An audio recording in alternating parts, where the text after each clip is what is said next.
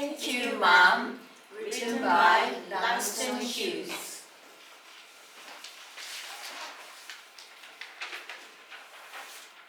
She was a large woman with a large purse that had everything in it.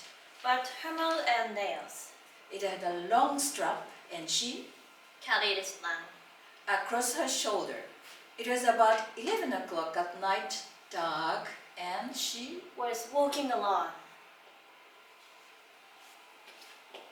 When a boy ran up behind her and tried to snatch her purse, the strap broke with the sudden huge single tug.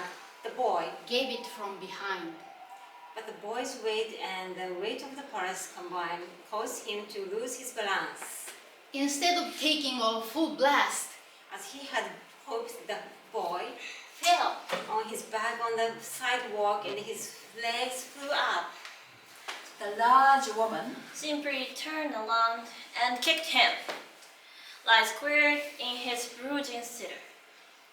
Then she reached down, picked the boy up by his shirt front, and shook him until his teeth rattled. After that, the woman said, "Pick up my pocketbook, boy, and give it here."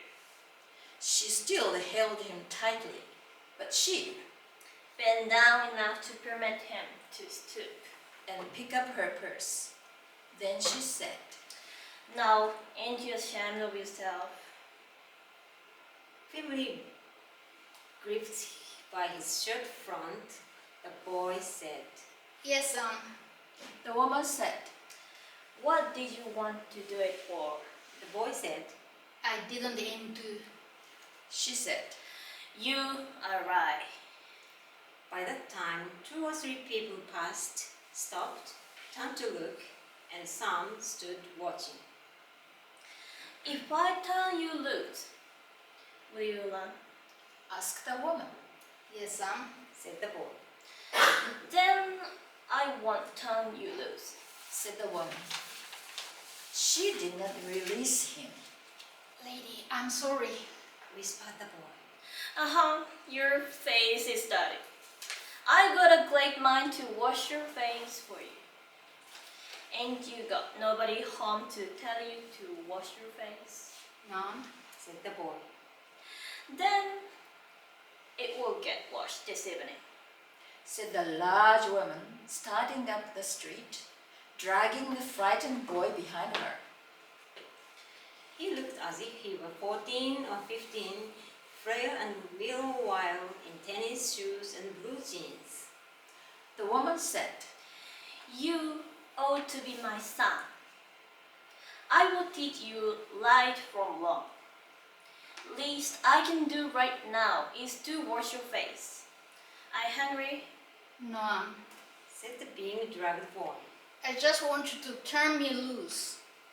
Was I bothering you when I turned that corner? asked the woman. "No." But you put yourself in contact with me. said the woman. If you think that contact is not going to last a while, you got another thought coming. When I get through with you, sir, you're going to remember Mrs. Luella Bate Washington Jones." Sweat popped out on the boy's face and he Began to struggle. Mrs. John stopped, jerked him around in front of her, put a half notion about his neck, and continued to drag him up the street.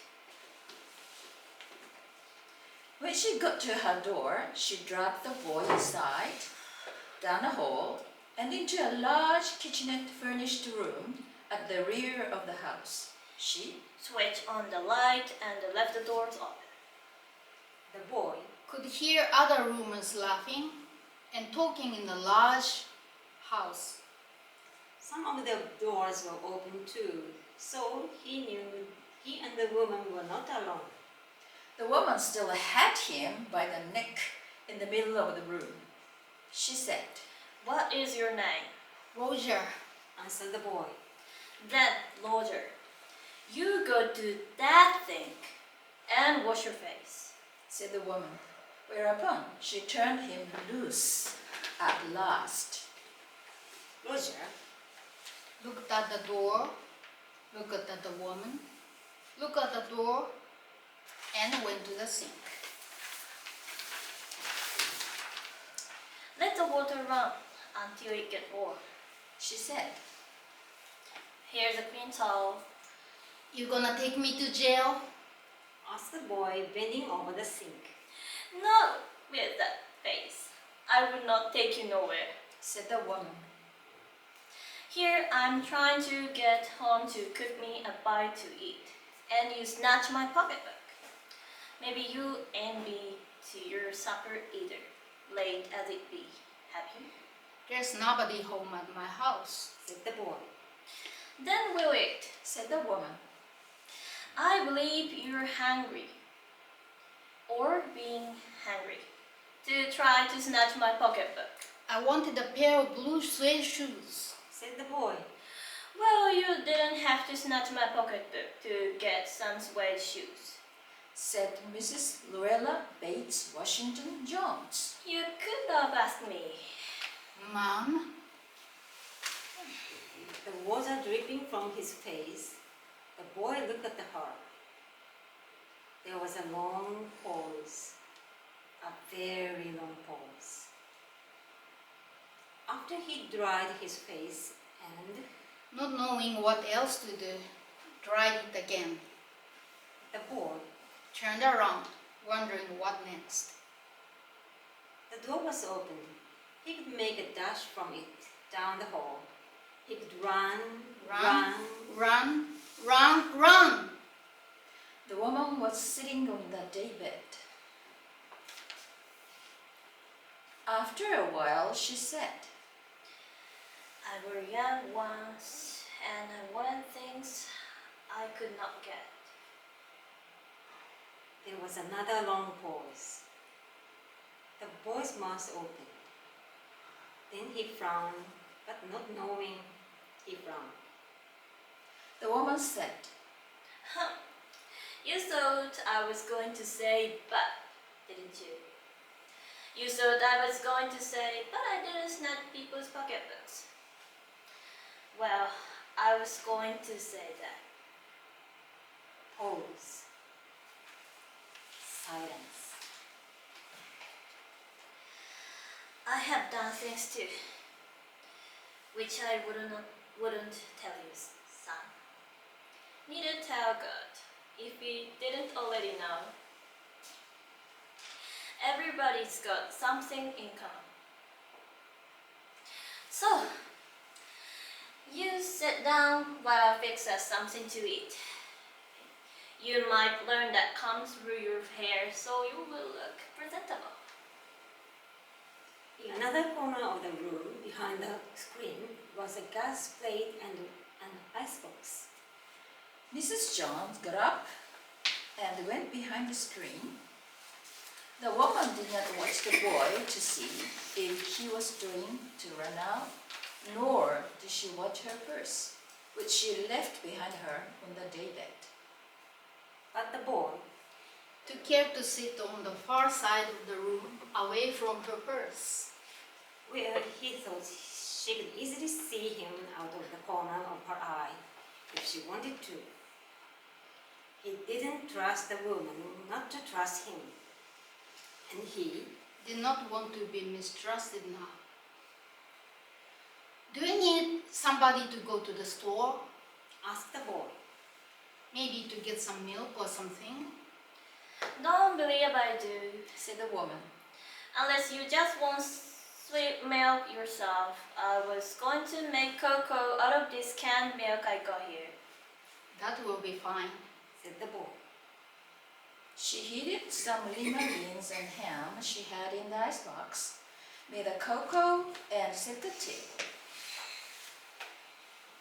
The woman Didn't ask the boy anything about where he lived, or his folks, or anything else that would embarrass him. instead, And as they ate,